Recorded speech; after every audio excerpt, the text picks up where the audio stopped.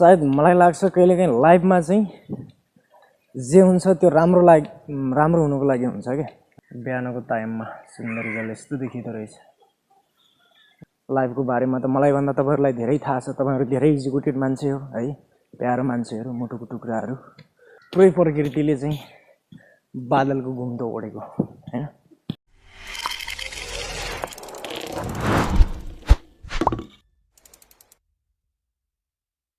नमस्ते, welcome back to my channel and new blog.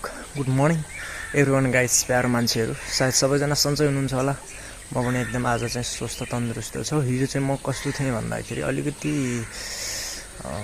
थकाइ महसुस भइरहेको थियो हैन। हुन त मैले कुनै पनि काम गरेको थिएन, तर एकदम थकाइ लागेको थियो के। एकदम परानै नलाग्ने भइसकेको थिएँ म। सायद शरीरमा चाहिँ पानीको कमी भयो होला, त्यसले गर्दा पनि हो कि जस्तो लागिरहेको छ। अनि मैले प्रशस्त पानी पिइदिएँ अनि एकदम आज चाहिँ ठिक भइसकेको छु।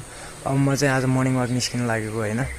अहिले भन्नु पर्दा चाहिँ बिहानको 5:08 गइसकेको छ। म चाहिँ मर्निङ वाक निस्केको हैन। अनि कोठाभित्र चाहिँ बत्ती थिएन, लाइन थिएन हैन। त्यही भएर चाहिँ मैले कोठाभित्र चाहिँ इन्ट्रो सुरु गरेन। मैले बाटोमा आएर इन्ट्रो सुरु गर्दैछु। म चाहिँ निस्किसकेँ है त। अब म आज यता जानुपर्ने छ है। Let's go enjoy. म चाहिँ यो पुल तरेर जानुपर्ने छ। यो पुलको नाम चाहिँ मलाई एक्ज्याक्टली चाहिँ थाहा चाहिँ भएन क्या हैन। तर यो चाहिँ यता सुन्दरी जल नै हो, यो काठमाडौँको। अनि पानी चाहिँ पुरा यहाँ डमिलो आइरहेछ। अब यता पछाडिपट्टिको भ्यूज पनि यस्तो खालको हामीले देख्न सक्छौँ। एकदम दामी देखिन्छ, आकाशमा बादल छ है। अनि एउटा कुरा, लाइफमा हामीले जो हुन्छ नि चाहेको कुराहरू चाहिँ कहिलेकाहीँ पुरा हुँदैन क्या। त्यतिखेर यस्तो खालको चाहिँ दुःख लाग्छ एकदम। म साँच्चीकै संसारको सबभन्दा अभागी मान्छे होला भन्ने चाहिँ लाग्छ क्या होइन। तर त्यो होइन, लाइफमा सोचेको सबै पुग्छ भन्ने चाहिँ हुँदैन। के गर्दै हो बुवा? ए यहाँ फालेको रहेछ है। ओहो, अझ पनि छ के छैन? टिभी सक्नु भएको रहेछ है। यो चाहिँ तपाईँको हो। फेरि मेरो चाहिँ ब्लगमा स्वागत छ बुवा। ल हुन्छ, म त मर्निङ वाकमा निस्किएको ल।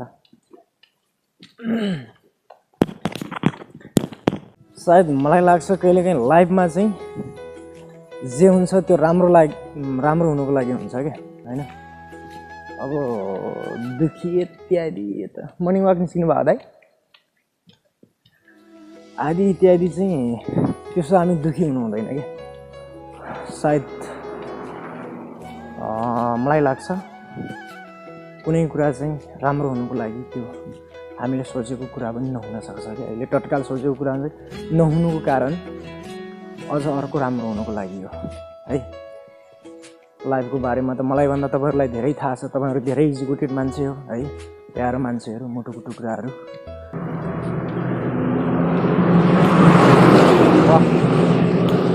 यसलाई त एमराज भन्छ, एमराज भन्छ, गाडीहरुको एमराज रे। किन भनेको होला है? किनकि त्यसले धेरै एक्सिडेन्ट बनाउँछ नि त, त्यही भएर त्यसलाई एमराज भने होला क्या। अहिलेको टाइम भनेको चाहिँ यस्तो खालको टाइम हो कि पुरै प्रकृतिले चाहिँ बादलको घुम्दो ओडेको हैन। दुलै जस्तो के प्रकृति भनेको चाहिँ, अहिलेको प्रकृति भनेको दुलै नै हो। केही छैन, यतातिर रेस्ट गर्छौँ है। क्या मजा, क्या आनन्द आयो यार। यस्तो मजा र यस्तो आनन्द जिन्दगीभरिलाई भइदिएको भए सायद म दुखी हुनुपर्ने र म रुनुपर्ने दिनहरू आउने नै थिएन होला। वाह, बिहानको टाइममा सुन्दरी जल यस्तो देखिँदो रहेछ। र एउटा कुरा चाहिँ म के भन्न गइरहेको छु भन्दाखेरि, श्रीमान श्रीमती त्यस पछाडि अन्य आफ्नो हुन्छ नि साथीभाइहरू हो, तिनीहरूको परीक्षा कहाँनिर हुन्छ भन्दाखेरि तपाईँको जिन्दगीमा, हाम्रो लाइफमा हुन्छ नि, हो लाइफमा दुःख परेको बेला हुन्छ क्या है। अनि त्यही भएर श्रीमतीको परीक्षा चाहिँ आर्थिक सङ्कट बेला गरिन्छ अरे। अनि यो चाणक्यको एउटा भनाइ छ नि, आर्थिक सङ्कटको बेला श्रीमतीको परीक्षा हुन्छ, अनि अन्य दुःख आपद परेको बेला साथीभाइको परीक्षा गरिन्छ अरे क्या है। अब चाहिँ हामी रुम लाग्दैछौँ है। हाम्रो लाइफमा चाहिँ धेरै साथीहरू भेटिन्छन् है। तपाईँ पनि धेरै मान्छेहरूसँग साथी हुनुभएको होला, साथ निभाउनु भएको होला, तपाईँसँग कोही मान्छेले त्यस्तो साथ निभाएको होला। तर यस्तो खालको साथीहरू पनि भेटिन्छन् कि कहिलेकाहीँ जिन्दगीमा होइन, एकदम आफ्नो स्वार्थमा मात्रै लिप्त हुने साथीहरू पनि भेटिन्छन् कि है। तर सबै त्यस्तो हुन्छन् भन्नु खोजेको चाहिँ होइन है मैले, तर प्रायःजसो मान्छेहरू हामी त्यस्तै हुन्छौँ, म पनि त्यस्तो हुन सक्छु। त्यसकारण यदि जो कसैसँग साथ निभाउनुको लागि साथीत्वको भावना जोत्दै हुनुहुन्छ भने, साथीत्वमा हुनुहुन्छ भने प्लिज आफ्नो मात्रै स्वार्थ नहेर्नुहोस् है। यदि तपाईँले आफ्नो मात्रै स्वार्थ हेर्नुभयो भने कुनै दिन तपाईँको स्वार्थ पुरा हुनसक्छ, तर कुनै दिन तपाईँको साथीले चाहिँ तपाईँको त्यो स्वार्थ पुरा गरेन भने तपाईँलाई कस्तो हुन्छ? तपाईँको चित्त दुख्छ नि त।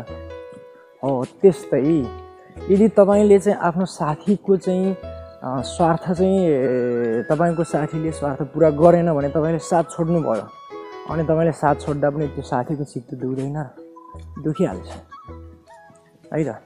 त्यसैले यस्तो हुन्छ कि कुनै मान्छेहरू यस्तो हुन्छौँ हामी, एकदम हामी चाहिँ अलिकति सुखशैलमा हुँदासम्म म छु यार साथी यार, तैँले चिन्ता गर्नै पर्दैन, जे हुन्छ मिलेर गरौँला, आतिनु पर्दैन भनेर त्यो भन्छन् होइन।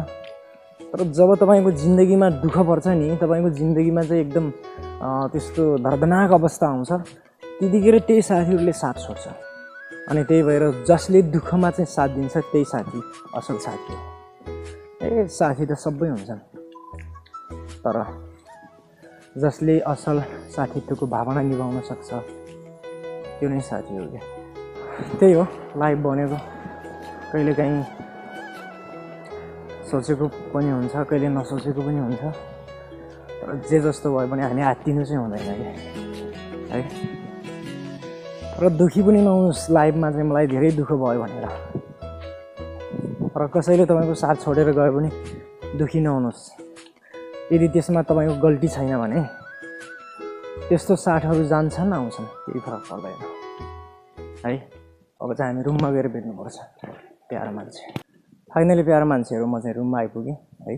अनि आजको घुमघाम यस्तो इन्ट्रेस्टिङ भयो कि एकदम मलाई खुसी लागिरहेको छ, म चाहिँ एक्साइटेड भएँ। तपाईँहरूलाई कस्तो लाग्यो? जे जस्तो लाग्छ त्यस्तै खालको कमेन्ट गर्नु होला। र यदि मेरो च्यानलमा नयाँ हुनुहुन्छ भने च्यानललाई सब्सक्राइब गरिदिनुहोस् र छेउमा रहेको बेल आइकन पनि प्रेस गरेर गइदिनु होला, ताकि मैले अपलोड गर्ने ब्लगहरू सर्वप्रथम तपाईँलाई उपलब्ध होस्। जहाँ हुनुहुन्छ, जस्तो अवस्थामा हुनुहुन्छ, एकदम खुसी रहनुहोस् सबैजना प्यारो मान्छेहरू, मुटुको टुक्राहरू। आजको ब्लगलाई यतैतिर व्यवस्था गर्नुपर्ने हुन्छ। ब्लगलाई अन्तिमसम्म हेरेर साथ दिनुभयो त्यसको लागि विशेष विशेष धन्यवाद। यहाँहरूको दिन शुभ रहोस्, यहाँहरू सबैको जय होस्। Love you all, bye bye, thank you.